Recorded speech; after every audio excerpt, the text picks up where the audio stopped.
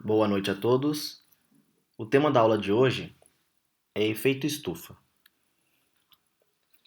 O efeito estufa é um tema bastante conhecido, por todos praticamente, desde as séries iniciais da escola, passando pelo ensino médio, até os cursos de ensino superior, nós falamos a respeito do efeito estufa, né?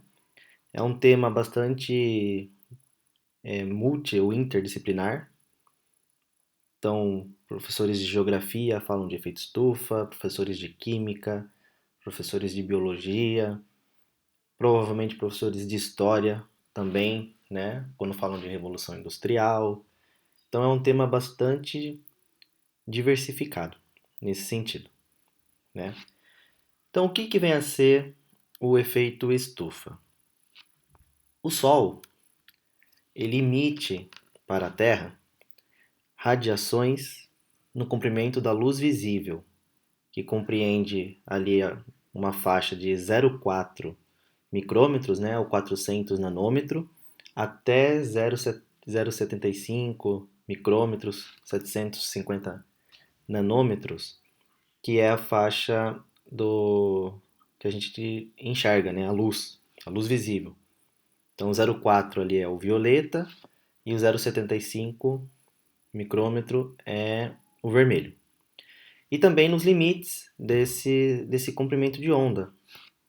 Então, também chega à Terra o infravermelho, que é um comprimento de próximo ali de 0,8 a 3 micrômetros, e também no ultravioleta, que tem um comprimento menor que 0,4 micrômetros. Então, toda essa radiação, ela viaja do Sol até a Terra. Parte dessa radiação, aproximadamente 50% dessa luz incidente, ela é refletida de volta para o espaço, a partir das nuvens e também o gelo, né, e outros corpos refletores da Terra. E uma outra parte, cerca de 20%, é absorvida por gases atmosféricos. Então, desses 50% que chega na Terra, 30% volta para o espaço e 20% é absorvida pelos gases da atmosfera. E os outros 50% chega até a superfície da Terra e é absorvida principalmente pelos oceanos e pelo solo. Uma parte também dessa radiação que é refletida e absorvida por gases, vale ressaltar que o ultravioleta ele é absorvido em sua maior quantidade pela camada de ozônio. Então, adiante, quando a gente for falar a respeito da camada de ozônio, essa informação ela é bastante significativa. No caso do infravermelho, é absorvida principalmente por água, né, na atmosfera, gás carbônico e metano. Então, dessa outra fração de 50% que chega à superfície da Terra, uma parte é absorvida pelos oceanos e a outra pelo solo. E também ocorre, né, parte desse infravermelho que chega até a superfície, ele é refletido novamente para o espaço. As nuvens e os gases atmosféricos absorvem também este calor, né, esse comprimento de onda na luz infravermelho, o comprimento infravermelho, e retransmitem uma parte para o espaço também. Só que a maior parte de toda essa energia térmica proveniente do comprimento de onda do infravermelho, ela é capturada e retorna novamente à superfície, que gera o que nós chamamos de efeito estufa.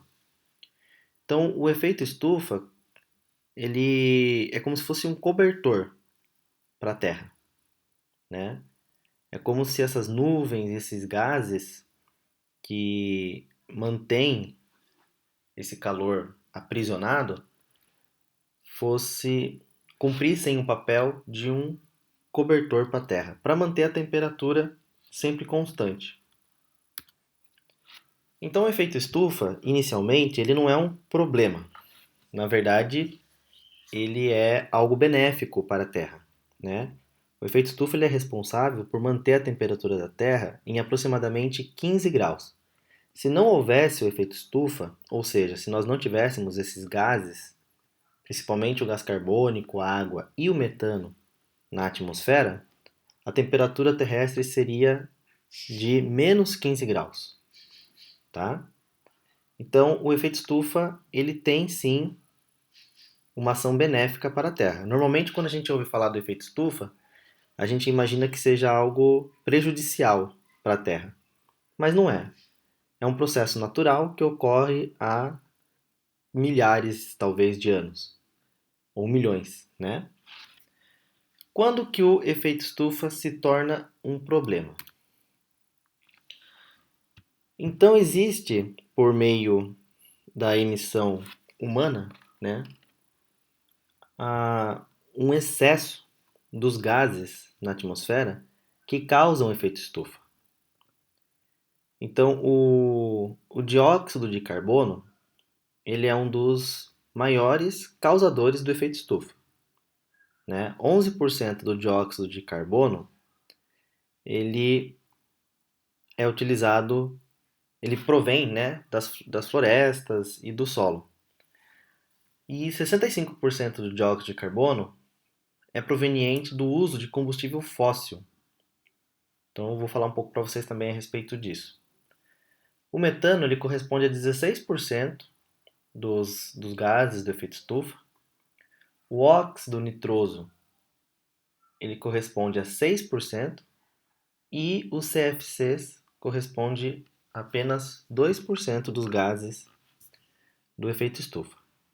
Então a gente vai ver agora quais são as principais fontes, né, emissoras desses gases e qual é o efeito deles com relação ao efeito estufa.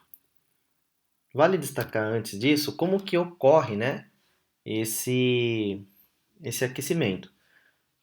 Quando a luz do infravermelho ela chega na Terra, ela é absorvida por essas moléculas e acarreta em vibrações, em movimentos vibracionais das moléculas, né?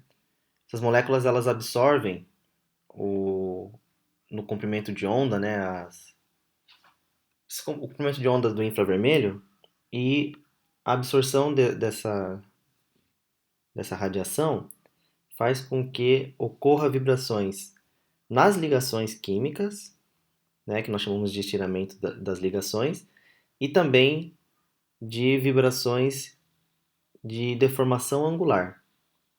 Então é dessa forma que as moléculas absorvem essa radiação do infravermelho e que gera o aquecimento do planeta. Para quem quiser mais informações a respeito de. Aqui nessa figura está mostrando o movimento vibracional do gás carbônico, quando ele absorve o comprimento de onda no infravermelho. Para quem quiser mais informações a respeito dessa explicação teórica aqui, no livro do Bard tem na página 199 uma explicação a respeito do quais são os tipos de moléculas, né? Não são todas as moléculas que absorvem o infravermelho no comprimento do infravermelho. É necessário que haja um momento de dipolo. No caso do gás carbônico, apesar de não ter um momento de dipolo, né, por causa da vibração de deformação angular, acaba aparecendo um dipolo ali, então ele absorve também o infravermelho, mesmo pouco, mas o suficiente, né? Então tem uma explicação bem dada na página 199. Então vamos falar um pouco dos principais gases indutores do efeito estufa. O dióxido de carbono é de longe o mais conhecido de todos. Acredito que se perguntar para 10 pessoas, 9 vão falar o dióxido de carbono. O décimo vai falar também dióxido de carbono e o metano, e em menor quantidade o óxido nitroso e outros gases, né? Assim também como a água. Então o dióxido de carbono, ele existe na natureza de forma natural, né? Não somente pela emissão antropogênica, mas ele está na atmosfera naturalmente. O problema é que após a Revolução Industrial, por causa principalmente da queima de combustíveis fósseis, né, o carvão, o petróleo e o gás natural, essa quantidade de gás carbono, dióxido de carbono, né, gás carbônico, eu achei que tinha escrito errado ali, ele passou a ser maior. Então a gente emite mais dióxido de carbono para a atmosfera do que a natureza consegue reabsorver esse dióxido de carbono. Lembrando que o dióxido de carbono ele é utilizado pelas plantas no processo de fotossíntese, né, para a produção de carboidratos. Então, esse gás carbônico ele é reabsorvido, só que esse excedente de gás carbônico que é jogado na atmosfera através da queima de combustíveis fósseis faz com que aumente a concentração do CO2, fazendo também com que a Terra absorva mais essas radiações infravermelho, aumentando a temperatura média do globo, né? Então aqui nesse gráfico ele mostra o aumento, né, da concentração do dióxido de carbono a partir de 1960 até 2000, provavelmente ali até 2020, né, no gráfico. Então cerca de 5 toneladas métricas de CO2 são emitidas por ano por pessoas de países industrializados. Em países em desenvolvimento, a emissão per capita é 1/10 da emissão de países desenvolvidos. Quais são esses principais países que emitem gás carbônico? Esse gráfico, né, essa representação aí que vocês estão vendo, é do ano 2000. Provavelmente a China já passou os Estados Unidos. Se não passou, estão ali bem próximos um do outro, né? Então, os Estados Unidos e a China são os maiores emissores desse gás. A China principalmente ali, né, a partir dos anos 2000, com um crescimento industrial bastante grande, que a gente observa, né, as pessoas sempre falando. Vocês podem ter essa informação melhor depois com o professor de história ou geografia ou economia. Mas a gente sabe que os Estados Unidos e a China são os maiores emissores do gás carbônico, seguido pela Rússia, Japão, Índia. Provavelmente a Índia também subiu algumas posições aí, pode ser que seja até o terceiro hoje. Alemanha, né, Reino Unido, Canadá, Itália, Coreia do Sul, México, África do Sul, Irã, França, Austrália e Brasil. Também peguei alguns dados um pouco mais recentes e observei que o Brasil é o sétimo maior emissor de gás carbônico hoje. Então também o Brasil subiu algumas posições nesse ranking aí, tá certo? Ao lado a gente tem os maiores emissores per capita. Aí nós temos alguns países dos Emirados Árabes, né? Acho que deve ser o Catar, essa outra bandeira também. Então do Oriente Médio. São também países com bastante emissão de gás carbônico. A maior parte desses gases produzidos, né, nos Estados Unidos, aí nós temos um gráfico de pizza.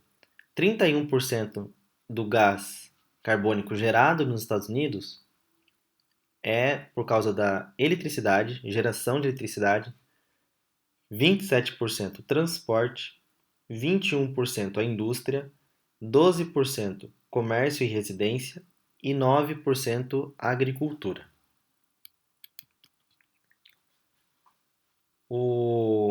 Uma outra agravante também que causa a emissão de dióxido de carbono é o desmatamento de florestas, né? O desflorestamento contribui com cerca de 1/4 das emissões de gás carbônico de origem antropogênica. Então, 1/4 é por causa do desflorestamento. 3/4, principalmente por causa da emissão pela queima, né, de combustíveis fósseis. Infelizmente, a maior quantidade pontual de desflorestamento ocorre no Brasil. Agora, em termos de porcentagem de área, a Ásia ela está à frente e a América Central também. Mas pontualmente, o Brasil é o país que mais devasta florestas. Essa informação, inclusive, eu tirei do próprio livro do Bird, de uma edição de 2002. Então, esses dados podem estar, né, se atualizados, hoje pode estar até maior, né? A gente viu também aí nos últimos meses algumas notícias a respeito das queimadas, né, do desmatamento, que tem aumentado aí nos últimos anos. Um outro gás bastante importante também para o efeito estufa é o metano. O metano ele é um hidrocarboneto encontrado principalmente no gás natural. Né? Eu me recordo que ali no início dos anos 2000, quando começaram a surgir os carros, ou ficaram mais populares, né? Os carros movidos a GNV, aparecia, né, no ônibus, eles colocavam assim, pode respirar fundo, aqui tem gás natural. Então, o gás natural, ele é o metano. E cerca de 70% desse metano que é jogado na atmosfera, ele vem da atividade humana. Principalmente por conta da produção de alimentos, o uso de combustíveis fósseis também e o desflorestamento. O gás natural ele é exalado por animais ruminantes, pelo arroto, juntamente com a respiração e pela flatulência. Pode não parecer, mas um dos motivos para o aumento do efeito estufa são os bois, as ovelhas, os búfalos, camelos, entre outros, né, que se encaixam nessa categoria. Essa categoria não sei como que se fala, os ruminantes, né?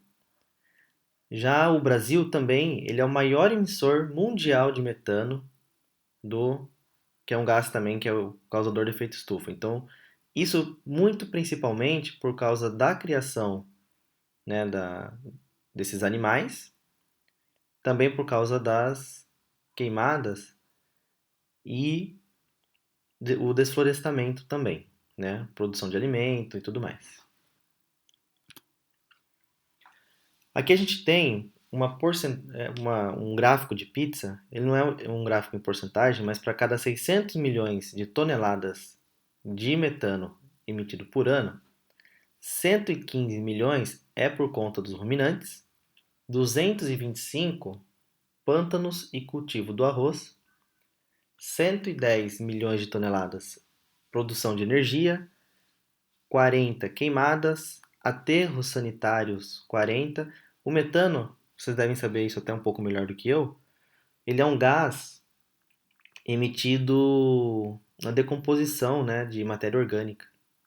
Então tá aí, aterros sanitários, estações de tratamento de esgoto, 25, oceanos e hidratos de gás, 25 também, e cupins, 20 milhões de toneladas por ano. Então é um gás que chama bastante atenção também quando a gente fala dessa questão do efeito estufa. Aqui nós temos um mapa mostrando quais são os principais países que emitem o gás metano. Os países que estão em vermelho são os maiores emissores de metano provenientes da agricultura. Então, o Brasil, né, o Paraguai, o Uruguai, alguns países da África, outros da Ásia. Ali a gente tem o Japão, a Mongólia, né, a Nova Zelândia também. E os países que estão em azul, eles emitem pouco metano a partir da agricultura, mas podem ser que a emissão para a produção de energia seja maior. Mas o Brasil, sim, é um dos maiores emissores do gás metano no planeta. Um outro gás bastante importante, mas pouco falado e conhecido, que causa também o efeito estufa, é o óxido nitroso. O óxido nitroso a gente estuda no ensino médio quando a gente fala a respeito dos óxidos neutros, né? O óxido nitroso ele é conhecido como gás hilariante, era utilizado como anestésico. Ele é 206 vezes mais efetivo que o gás carbônico para a causa do efeito estufa. No entanto, a emissão antropogênica dele é menos de 40%. A maioria, né, a maior parte da emissão desse gás é liberado pelos oceanos e processos que ocorrem naturalmente no solo, principalmente nas regiões tropicais.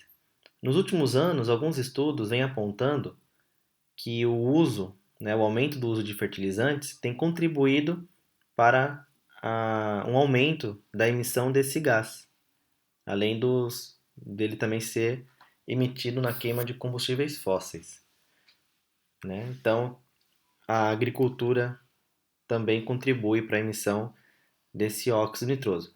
Ele é produzido no processo de nitrificação e desnitrificação, o ciclo do nitrogênio, né? Bastante importante esse gás.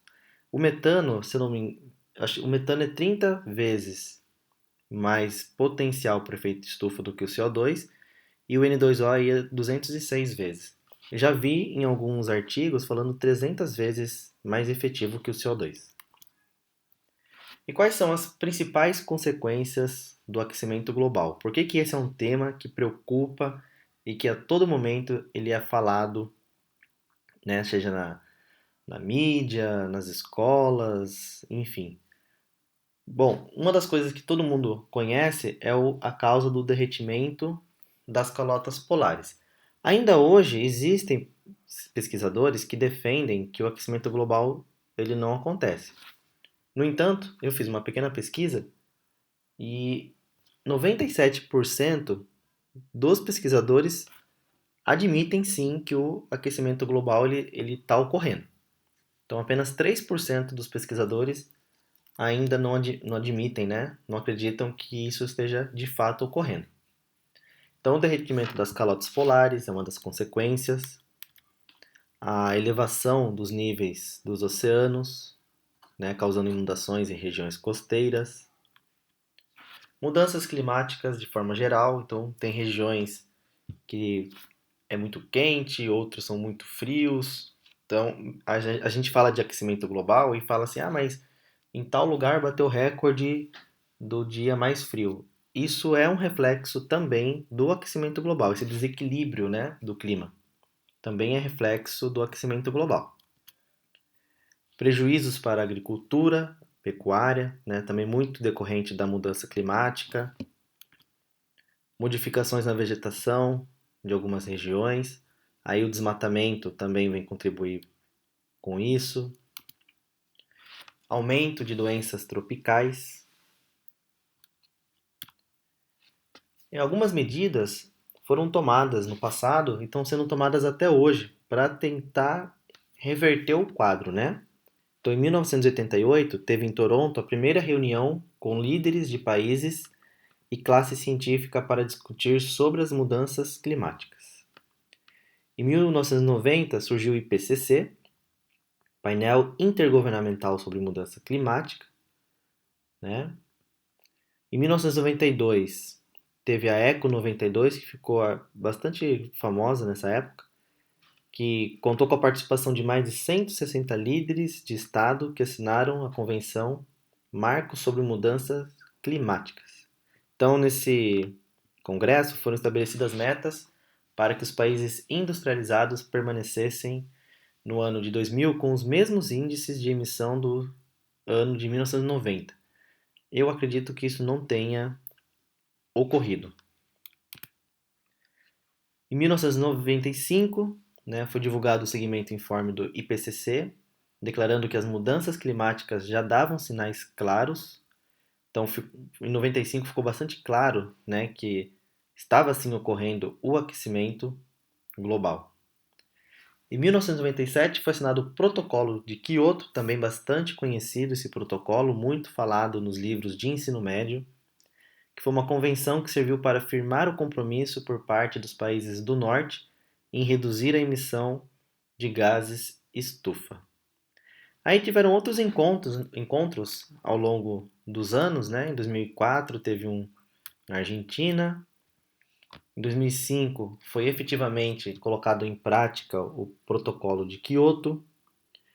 E em 2015 completou 10 anos da entrada, né, em vigor do Protocolo de Quioto.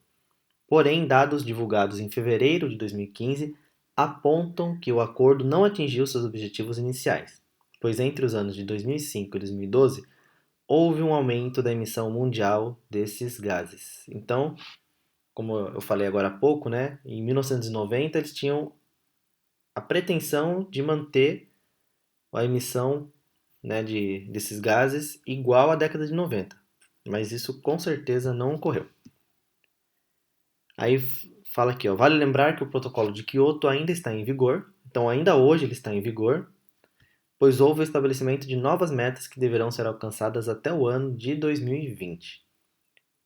Aí o grande problema é que até o começo de 2015 apenas 23 países tinham aderido aos novos objetivos do acordo.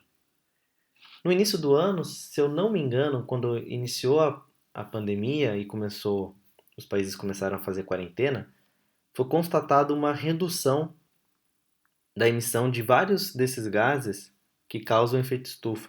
Teve até um melhoramento em algumas cidades. Vocês podem procurar uma pesquisa rápida no Google, vocês vão encontrar algumas notícias falando a respeito disso. E quais são as ações que nós podemos tomar para auxiliar na redução, né, da emissão desses gases causadores do efeito estufa? Então, a indústria automobilística ela está buscando, né, novos combustíveis. Então, tem carro hoje em teste movido a hidrogênio. Os carros elétricos e híbridos já são realidade, né? A gente já tem vários modelos de várias marcas diferentes, elétricos e híbridos. O carro a etanol. No caso do carro a etanol, tem que se fazer uma ressalva por causa do N2O, né? Existem alguns estudos que apontam, né, que o uso de fertilizante, principalmente na produção da cana, aumenta a concentração do óxido nitroso na atmosfera. Então o etanol fica aí com um asterisco nele.